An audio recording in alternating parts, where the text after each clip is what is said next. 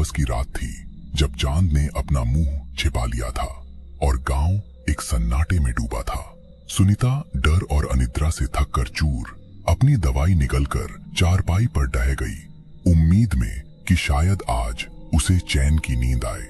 लेकिन इस रात का आतंक ऐसा था जिसकी उसने कभी कल्पना भी नहीं की थी। सुनीता गहरी अशांत नींद में डूब गई, लेकिन वो सुकून क्षण भर का था।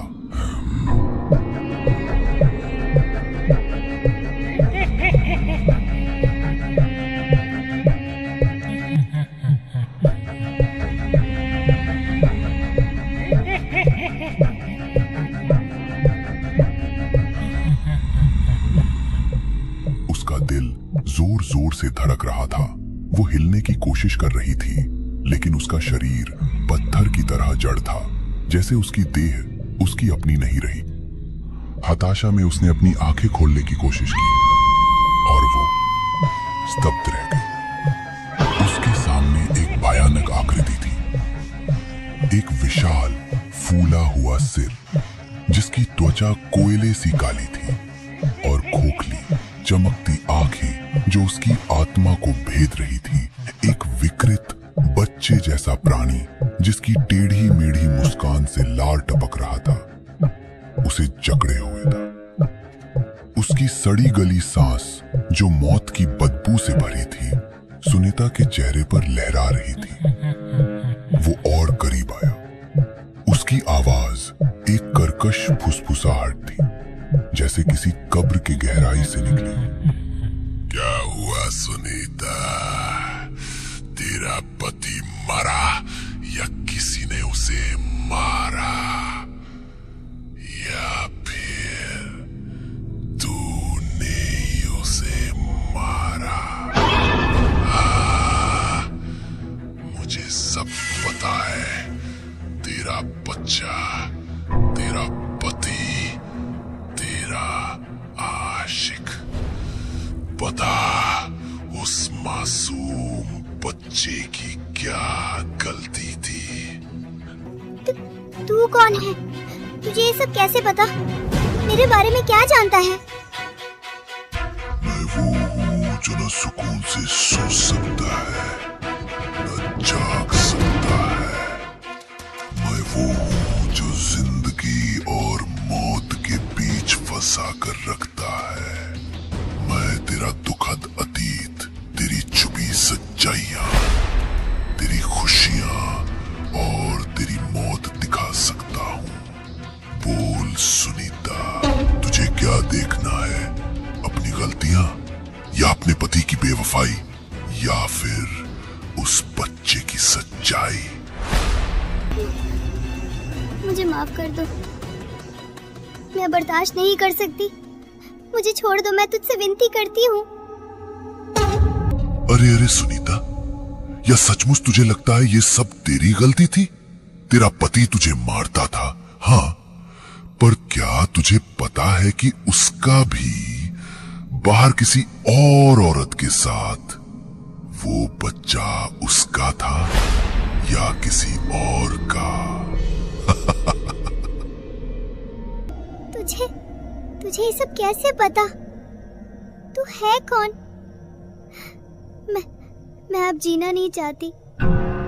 अच्छा, तो ठीक है सुनीता, चल मेरे साथ। उसका रूप धीरे धीरे धुएं की तरह गायब होने लगा। वो उठकर बैठ गई। उसका शरीर पसीने से तरबतर हो गया था। सुनीता अकेले में चारपाई पर सिमटी हुई सिसकियां लेते हुए खुद से बुदबुदाने लगी।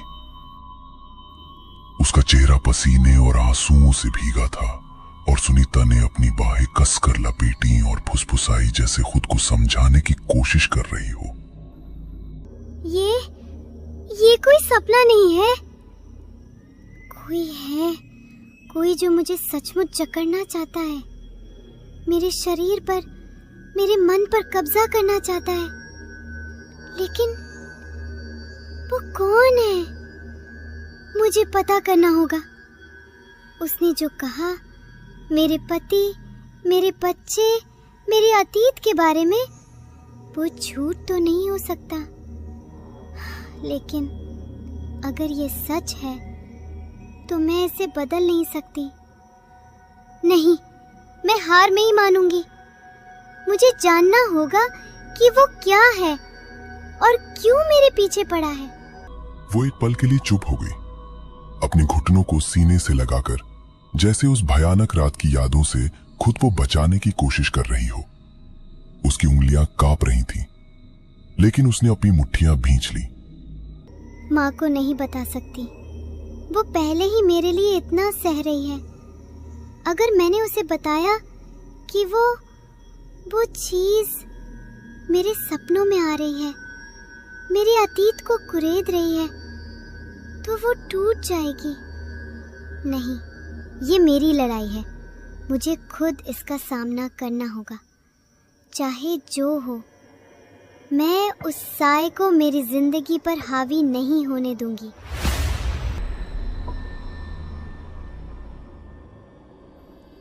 अगली सुबह सुनीता ने अपनी माँ की ओर देखा। उसकी आंखों में एक अजीब सी बेचैनी थी। उसने अपने कांपते हाथों को छिपाते हुए हल्की सी मुस्कान के साथ कहा, माँ, मैं आज अपने पुराने दोस्त से मिलने जा रही हूँ। थोड़ा मन हल्का करना चाहती हूँ। माँ ने संदेह भरी नजरों से देखा, लेकिन कुछ न कहा, बस सिर हिलाकर उसे जाने की इजाजत दे दी। लेकिन सुनीता का मंजिल कोई दोस्त नहीं था। वो चुपके से गांव के बाहर शमशान के पास रहने वाले एक बाबा के पास निकल गई। शमशान की ओर जाने वाला रास्ता सुनसान था, जहां हवा में जलती चिताओं की हल्की सी गंध और ठंडी सिहरन थी। बाबा की कुटिया पुरानी और जीर्ण-शीर्ण थी। चारों ओर अंधेरे पेड़ों की छाया और रहस्यमयी सन्नाटा। सुनीता ने कुटिया के दरवाजे पर दस्तक दी। दरवाजा चरमराया और बाबा सामने आए। उनकी भेदती आंखें और सालों के रहस्यों से तराशा चेहरा। वो एक पुराने चटाई पर साधु की तरह बैठे थे। चारों ओर अजीब जड़ी बूटियां थी। क्या हुआ बेटी? तेरे चेहरे पर ये चिंता, ये डर, क्या बात है? बोल, क्यों आई है यहाँ? बाबा, मुझे बचा लो। वो मेरी जान ले लेगा। उसने मेरा जीना हराम कर दिया है। हर रात वो मेरे सपनों में आता है, मुझे जकड़ता है, मेरे अतीत को कुरेदता है। बाबा, मैं और नहीं सह सकती। शुरू से बता बेटी, हर बात, हर डर, छुपा कुछ भी नहीं। क्या देखा तूने, क्या सुना? सुनीता ने हर शब्द के साथ उसकी आवाज टूटते हुए अपनी आप बीती सुनाई। विशाल सिर वाला राक्षसी प्राणी, उसकी सीने पर बोझ और आत्मा को चीर देने वाली फुसफुसाहट। उसने बताया कि कैसे वो चीज उसके पति, बच्चे और दबे हुए रहस्यों को उछालती है। बाबा चुपचाप सुनते रहे। उनका चेहरा हर शब्द के साथ और गंभीर होता गया। जब सुनीता रुकी, हवा में एक भारी सन्नाटा छा गया। बेटी, तूने ये बात किसी और को तो नहीं बताई ना? हाँ बाबा, मैंने माँ को कुछ बताया, लेकिन पूरा सच नहीं। वो नहीं जानती कि वो चीज मेरे सपनों में मेरी आत्मा को नोच रही है।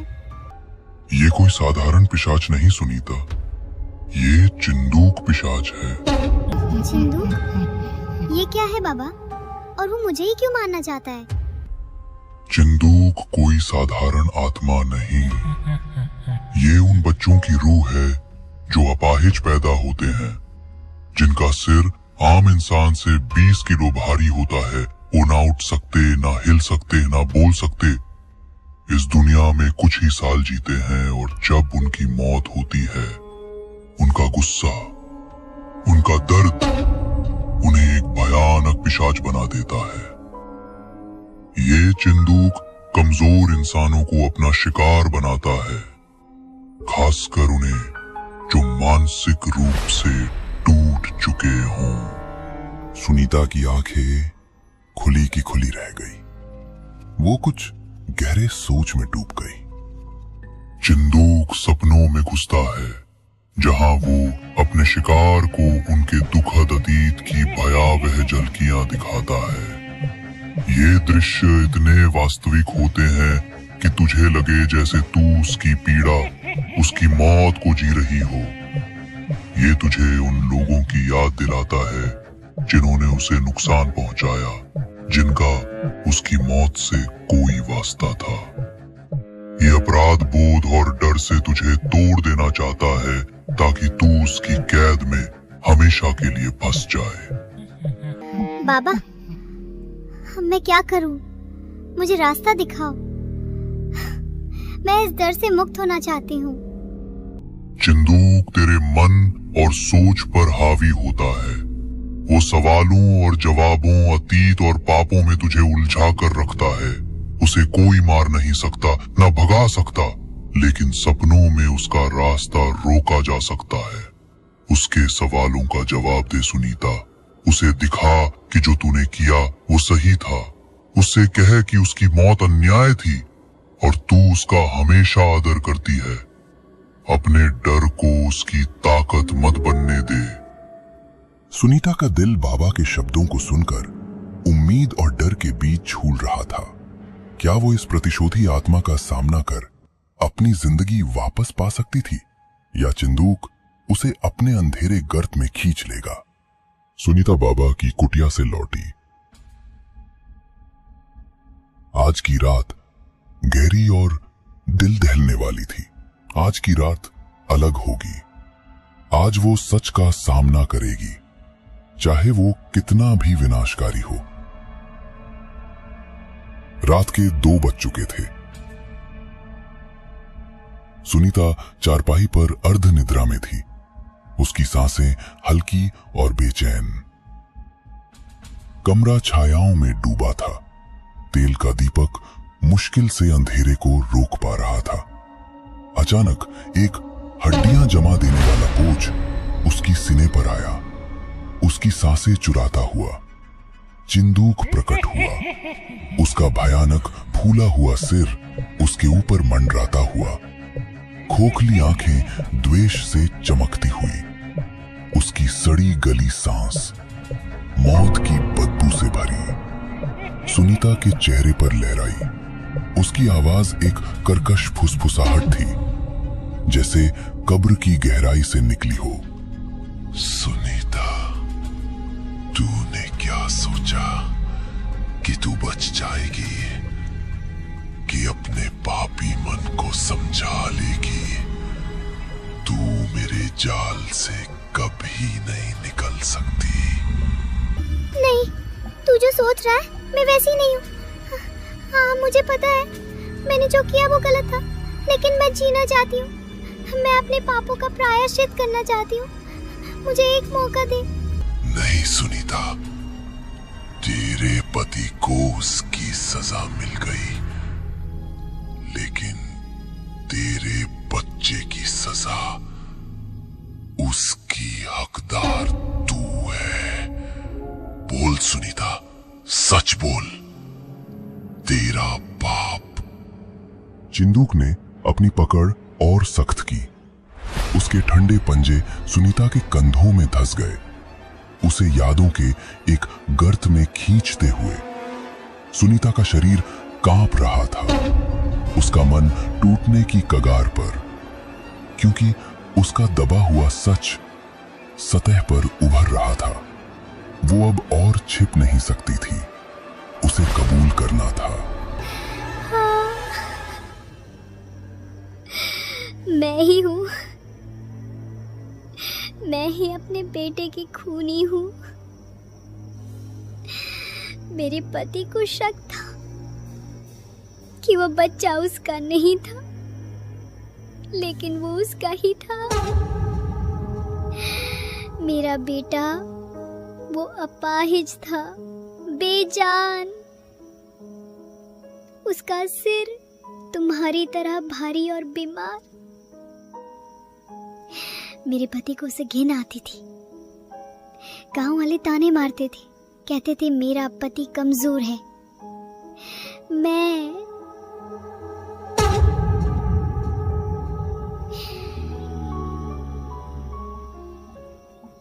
टूट चुकी थी। मैंने सोचा मैंने अपने बेटे को खत्म करना चाहा, लेकिन उस रात मेरे पति ने उसे बचाने की कोशिश की और मेरी गलती से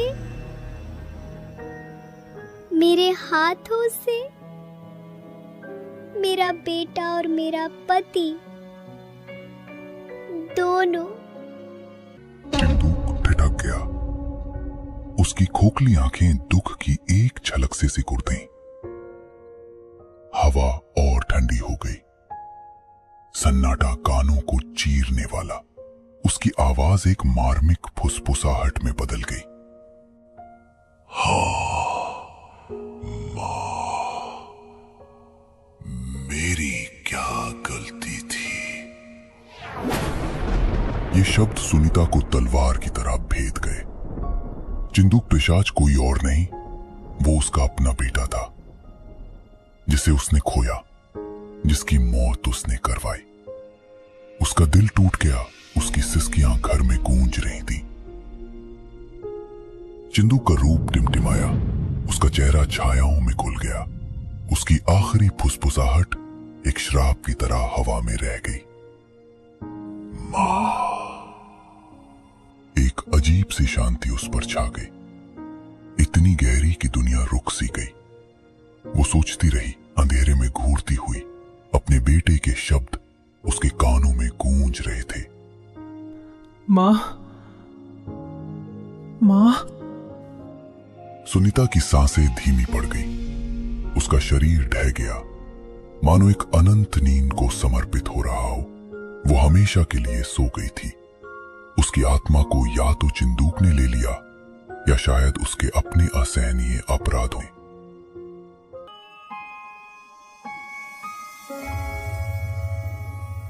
आप सभी प्यारे सब्सक्राइबर्स का दिल से धन्यवाद। आपके प्यार और समर्थन के बिना हम यहाँ तक नहीं पहुँच पाते। हमारे YouTube चैनल @cartoon78 को सब्सक्राइब करें।